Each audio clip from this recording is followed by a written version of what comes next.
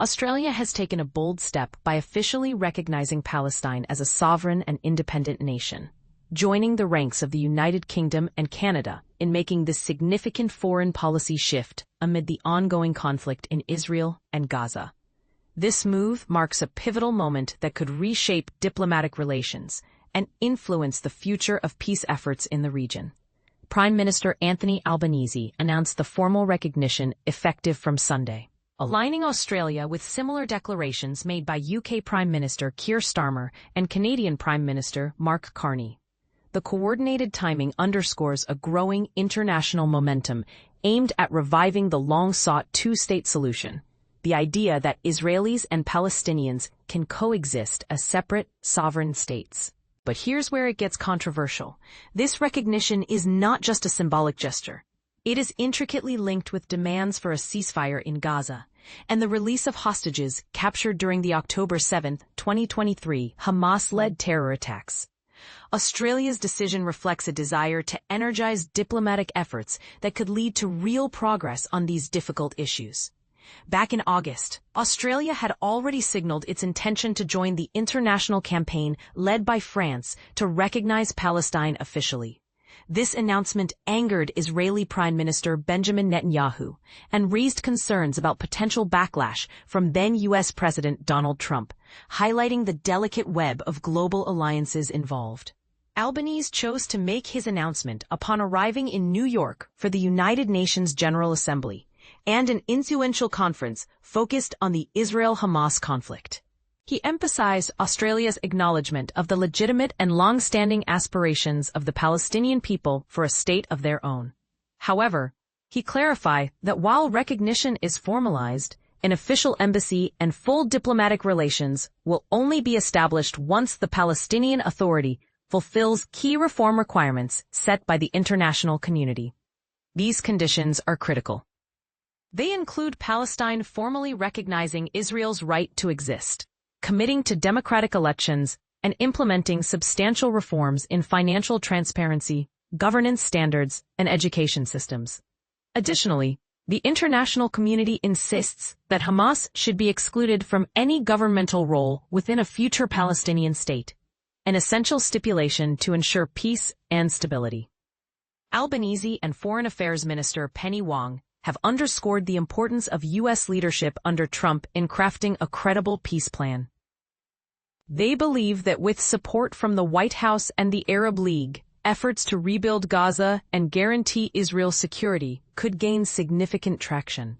In their joint statement, they highlighted Australia's continued commitment to working alongside global partners to reinforce this recognition and support steps toward lasting peace and security in the Middle East, a goal they described as a universal human right.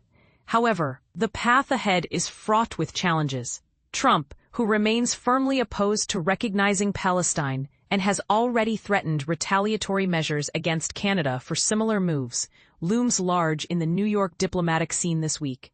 Albanese is striving to secure a first in-person meeting with Trump, despite warnings from a group of 25 American lawmakers, including notable Trump allies like Ted Cruz and Elise Stefanik, that Australia's recognition could provoke punitive measures. This group has even urged leaders like Albanese, Starmer, Carney, and French President Emmanuel Macron to reconsider their stance.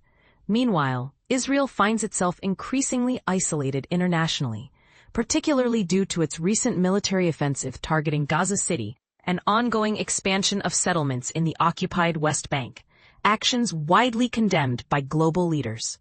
A United Nations Independent International Commission recently reported that acts of genocide are occurring in Gaza, directly accusing Netanyahu and other senior Israeli officials of incitement. Israel's government strongly rejected these allegations, calling for the disbanding of the commission. Although an international court is expected to review Israel's compliance with genocide conventions, no hearing is scheduled before 2027, reflecting the complexity and sensitivity of judicial processes in such geopolitical conflicts.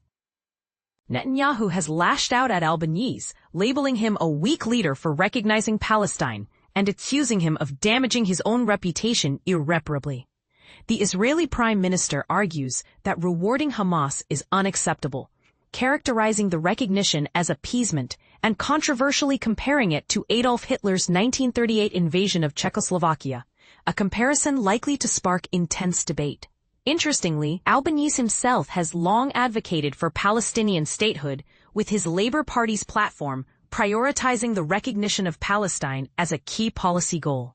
To complicate matters further, the White House has reportedly blocked senior Palestinian representatives from attending this week's UN meetings by denying visas, illustrating the ongoing political tensions at the highest levels.